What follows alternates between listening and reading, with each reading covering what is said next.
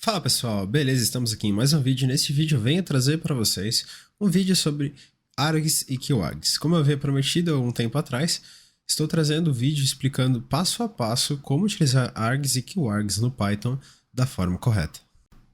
Os args e keywargs são recursos poderosos em Python que permitem a criação de funções mais flexíveis e genéricas. Args é uma abreviação para argumentos não nomeados, enquanto keywargs significam argumentos nomeados. Ambos permitem que você passe um número variável de argumentos para uma função, o que pode ser essencialmente útil quando você não sabe com antecedência quantos argumentos serão necessários, como em uma função, por exemplo, onde você tem algo dinâmico que não necessariamente vai ter sempre a mesma estrutura, ou seja, pode ser que durante uma iteração ela tenha 5 argumentos, durante outra ela tenha 6, então isso é muito útil nesses casos em específico. Os argumentos não nomeados, os args, eles permitem que você passe um número variável de argumentos para a função. Quando você usa args em uma função, você pode passar quantos argumentos você quiser, separando eles simplesmente por vírgulas. A função que recebe eles como uma tupla, que você pode acessar e manipular dentro da função de acordo com o que você quiser. Já os argumentos nomeados, os keywargs, permitem que você passe um número variável de argumentos para a função, mas com a capacidade de nomear cada um dos argumentos. Você pode passar esses argumentos nomeados para a função usando o formato nome igual a valor, por exemplo. A função que recebe eles como um dicionário, que você pode acessar e manipular dentro da função. Ou seja, a diferença entre args e keywargs é que os args eles são indexáveis de maneira não nomeada, sem utilização de uma key, de uma chave, para a chamada do argumento. Então você literalmente acessa eles, os args, como uma lista, por exemplo, por indexamento. Já os keywargs não, eles têm keys. Então lembra desse K na frente, lembra esse K relaciona com key. Então é como se fosse um dicionário. Você acessa ele como se fosse um dicionário, através da chave você consegue acessar o argumento, a informação em si. Existe também uma opção chamada de first arg, que é uma convenção que permite que você passe um argumento especial como o primeiro argumento de uma função. Esse argumento geralmente é chamado de self e é usado em métodos de classe especial para se referir ao objeto que está chamando o método. Essa convenção pode ajudar e tornar o código mais legível e fácil de entender, pois você pode utilizar tipos de retrospecção dentro do código onde você consegue literalmente acessar conteúdos que estão alocados dentro da variável. Você está acessando coisas que estão dentro do corpo do objeto. Dessa forma, você consegue acessar informações, manipular elas e até mesmo transferir de uma variável, de uma classe para outra. Até mesmo de uma classe para outra ou até mesmo de uma função para outra. Isso é muito interessante, isso possibilita muitas coisas. Existe também uma possibilidade de uma utilização conjunta de args e keywargs. A utilização conjunta de args e keywargs permite que você crie uma função ainda mais flexível, capaz de receber um número variável de argumentos, tanto nomeados quanto não nomeados. Você pode usar args para receber uma tupla de argumentos não nomeados e keywargs para receber um dicionário de argumentos nomeados. A única questão é que dentro desse formato você precisa passar os args antes, tá? Então, quando você estiver utilizando esse formato de uma conjunção ali, um composto, né? Melhor dizendo, de args e keywargs, você tem que tomar cuidado na ordem deles, tá? Porque primeiro vem o self, que é o first arg, né? Ou, enfim, se você não estiver usando self, existe a possibilidade de passar um first arg com outro nome. Aí você tem como passar em seguida os args, que são os argumentos não nomeados, que geralmente a gente refere a ele como os argumentos de tupla. E em seguida, os argumentos de dicionário, que são os keywargs, tá? Então você tem que respeitar essa ordem pro Python conseguir entender o que você está fazendo e tudo funcionar como deve, fechou? É importante destacar também que os args e os keywargs são recursos amplamente utilizados em Python, especialmente em bibliotecas, frameworks como Flask, Django, Pandas, NumPy, entre outros. São literalmente keywords e funções da linguagem que permitem que você faça milhares de coisas e personalizações de funções e classes, trazendo mais capacidades dinâmicas para ela de acordo com cada caso em específico. Você faz uma classe que tem capacidade adaptável para a situação. E isso traz muitas possibilidades para reutilização de código e simplificação de linhas no seu programa. Neste exemplo, a função soma recebe um número variável de argumentos não nomeados, args, e retorna a soma de todos eles. O asterisco antes do nome do argumento indica que ele é uma tupla de argumentos. Se você olhar, você pode ver que os args, eles têm uma estrela na frente. Os QArgs já têm duas. É assim que o Python entende que os args são args mesmo e que os QArgs são QArgs mesmo, certo? Então isso é muito importante de levar em consideração.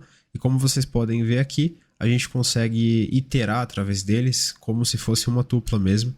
E assim retornar o resultado, né, somando ali cada um deles entre si. E aí a gente tem output nessa função de soma.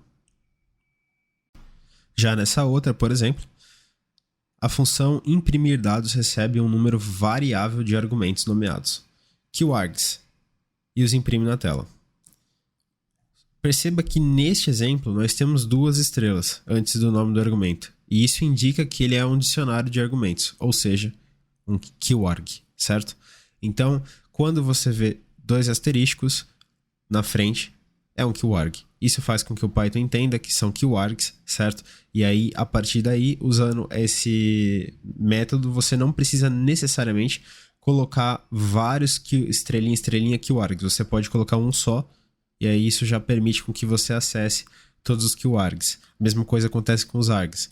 Então, lembrando, a ordem tem que ser estrela, args, vírgula, estrela, estrela, QArgs. Tem que respeitar essa ordem aí para funcionar belezinha, certo? Neste exemplo aqui a gente pode ver que a gente faz a mesma coisa. A gente faz uma iteração dentro dos itens de QArgs, extraindo deles a key e o valor, ou seja, a chave e o valor que tem armazenado para aquela chave em específica. Neste exemplo, calcular preço recebe 3 argumentos, sendo que desconto e frete são opcionais, com valores padrão de 0. Ao chamar a função, é possível indexar o argumento nomeado frete para especificar o seu valor independente da ordem dos outros argumentos.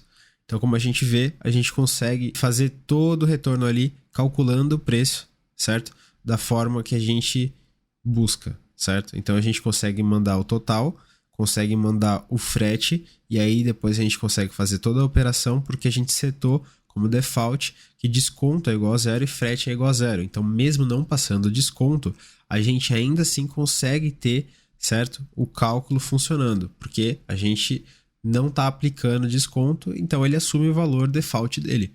E aí a gente retorna o nosso output.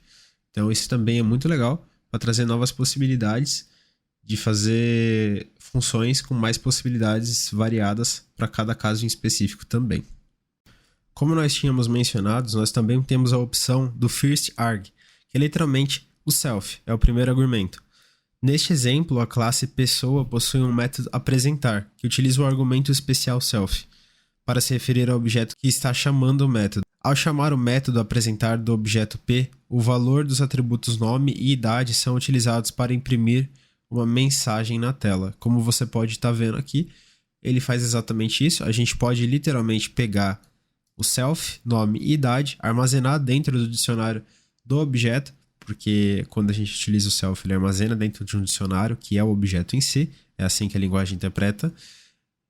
E depois nós podemos fazer uma referência através de uma formatação e printar na tela o que a gente quer, que é o self nome e o self idade. Assim como a gente já demonstrou aqui no canal, num vídeo de classes, que se você não viu, dá uma corrida lá e dá uma olhada, deve estar aparecendo aqui em algum momento. Então é só correr lá, dar uma olhada no vídeo de classe. Mas não sai daí não, fica aqui, depois você vai lá ver. Então, seguindo adiante, nós temos outro tipo, que é a utilização conjunta de args e QArgs.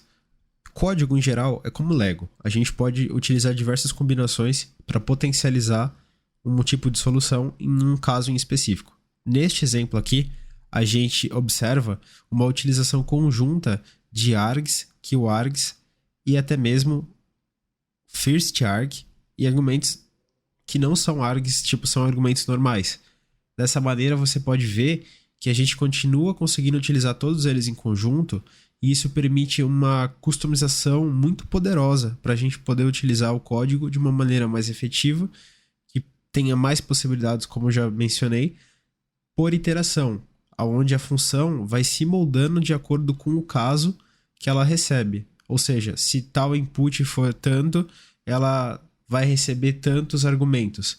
Isso permite que ela seja maleável ao ponto de reduzir a quantidade de código que você tem que implementar, porém, em troca de uma complexidade de escrita maior. Porém, você tem um código mais leve, um código que até roda mais rápido e, esteticamente falando, mais bonito, né? Porque é muito mais legal olhar uma função topzera assim. É claro que a gente vai buscar simplicidade, mas a gente também busca a eficiência e o método mais correto de fazer, certo? Então, fazendo dessa forma, a gente consegue utilizar um grande poder dentro da função e assim reduzir a quantidade de linhas no nosso código necessárias para fazer algo em específico e ainda assim deixar a parada mais estilosa, mais rápida, mais eficiente e simplificar também o processo de lógica, né? Porque a gente pode utilizar alguns tipos de recursividade, algo do tipo, que faz com que a gente reduza aquelas listas gigantescas de if, else, condicionais e ramificações internas dentro de uma função que não é o adequado. Dessa forma, a gente consegue utilizar as nossas funções de uma forma mais dinâmica, mais maleável e dessa forma nossas classes se tornam mais dinâmicas e mais maleáveis também, o que no geral é muito top e é muito da hora de ter isso num código, é muito aconselhável, faz o código ficar melhor e mais eficiente e o seu programa fica melhor e mais eficiente também. Então é isso, pessoal, esse foi o nosso vídeo sobre args e QArgs, como utilizar no Python. Eu já agradeço desde já por terem chegado até aqui e assistido até aqui. Peço que deixem aquele curtir se curtiram o vídeo e se inscreva no canal caso você tenha gostado do conteúdo, para não ficar de fora de todos os conteúdos insanos que ainda vão vir por aí.